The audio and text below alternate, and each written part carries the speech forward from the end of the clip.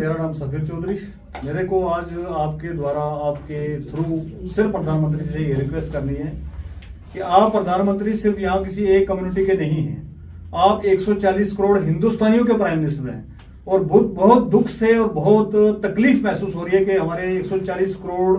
लोगों का प्रधानमंत्री जो है वो इस तरीके की बात करे। इसको हम कंडेम करते हैं, इसका खंडन करते हैं। ये हिंदुस्तान ने ना कभी बर्दाश्त किया है, ना आगे बर्दाश्त किया जाएगा। एक तरफ से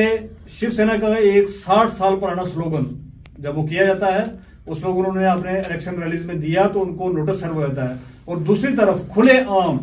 इलेक्शन कमीशन ऑफ इंडिया के जितने भी रूल्स रेगुलेशन है उन सबकी धज्जियां उड़ा रहे हैं यहाँ के सिटिंग प्राइम मिनिस्टर, और उसके ऊपर बिल्कुल मौन बन के जो है इलेक्शन कमीशन ऑफ इंडिया बैठा हुआ है। हम आपके हिसाब से इलेक्शन कमीशन ऑफ इंडिया से कहना चाहेंगे कि पपट बन के काम ना किया जाए। आप पर डिपेंड करता है कि जो हम कहते हैं मदर ऑफ डेमोक्रेसी, तो मदर ऑफ डेमोक्रेसी को प्रोटेक्ट करना जो सबसे पहला किसी का अगर को काम बनता है वो इलेक्शन कमीशन ऑफ इंडिया का है, जो कि वो अपना काम नहीं कर रहा है। एक तरफ आप एक स्लोगन के लिए भी नोटिस भेज सकते हैं और दूसरी तरफ आप इतना सारा कुछ 45 मिनट का भाषण है मोदी जी का, उस पूरे भाषण को सुनने के बाद भी, इतनी सारी पिटीशंस फाइल होने के बाद, इतनी सारी एप्लीकेशंस मूव होने के बाद भी कोई एक्शन नहीं हो रहा है। ये जो है निंदनीय है, और ये जो चीज है ये हमें लग रहा है कि भाई हिंदुस्तान को कहीं और ही किसी तरफ लेके जाया जा रहा है। आप सब प्रेस बंधुओं का बहुत बहुत शुक्रिया आज यहाँ आने के लिए। और सबसे पहले तो ऑल पार्टी जितनी भी हैं इंडिया अलायंस की, वो मोदी जी जो हमारे आदरणीय प्राइम मिनिस्टर ऑफ इंडिया हैं और बहुत बड़ी कंट्री है ये, डेमोक्रेटिक कंट्री वर्ल्ड में जानी हुई, उसके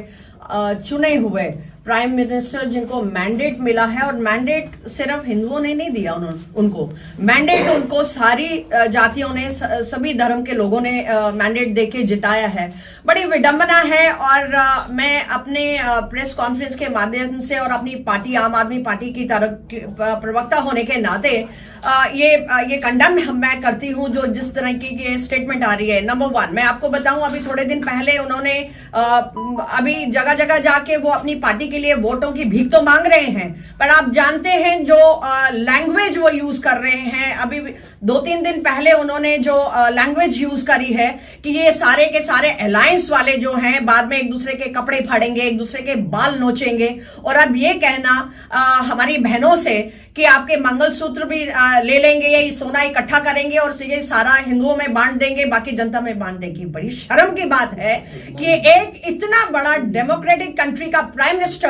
जिसकी वर्ल्ड में आज अगर आप हेडलाइंस देखें तो वर्ल्ड के सारे कंट्रीज जो हैं वो थू कर रही हैं, इस लो लेवल तक प्राइम मिनिस्टर ने पहुंचा दिया है। और सबसे बड़ी बात है, ये कह रहे हैं कि नहीं, अभी आपने अमित शाह जी की स्टेटमेंट सुनी होगी कि नहीं हम तो संविधान नहीं बदलेंगे, हम ये नहीं करेंगे। मैं जानती हूं कि प्रावधान जो है संविधान में वो बहुत सख्त है, आप सारा का सारा संविधान एकदम नहीं बदल सकते, लेकिन इनके जो अपने मिनिस्टर्स हैं, जिन्होंने ये 4 मिनिस्टर्स हैं जिन्होंने ये स्टेटमेंट दी है कि बहुत बड़ा काम होने जा रहा है, अगर आप मैंडेट में हम आते हैं हम संविधान बदल देंगे।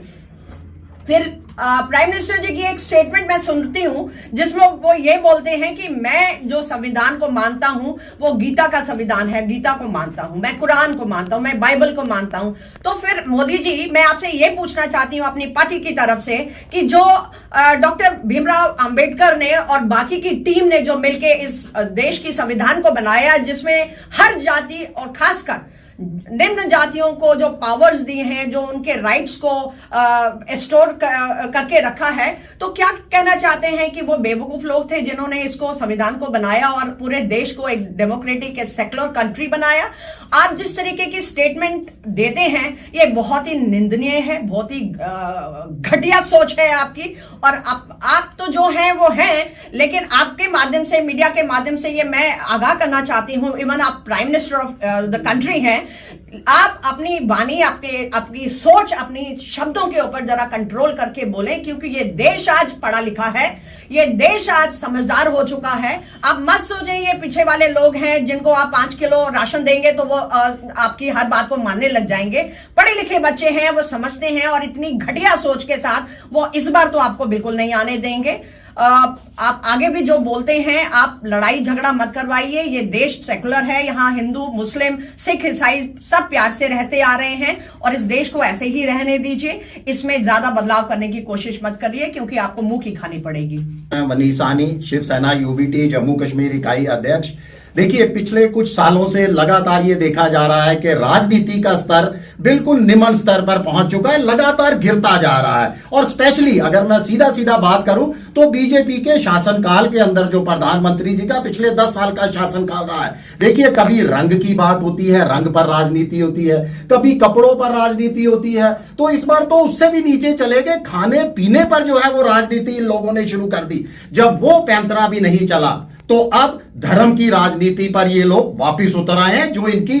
बहुत पहले से यही इनकी पहचान है। और वो इंतजार भी मुझे लगता है कि जनता कर रही होगी कि कब ये हिंदू सिख, हिंदू मुस्लिम पर जो है राजनीति करेंगे, क्योंकि यही इनको मुद्दों की राजनीति तो आती नहीं है। देश की आजादी के अंदर इनका कोई योगदान नहीं है, मगर शायद अंग्रेजों से जाते जाते इन्होंने वो फूट डालो वाली राजनीति जो है वो सीख रखी है और उसी से जो है अपनी राजनीति चला रहे हैं। देखिए, हिंदुस्तान पहचान क्या है इसकी, तमाम उसको धर्मों का जो है गुलदस्ता कहा जाता है। आप इसकी पहचान खत्म करने के अंदर लगे हुए हैं।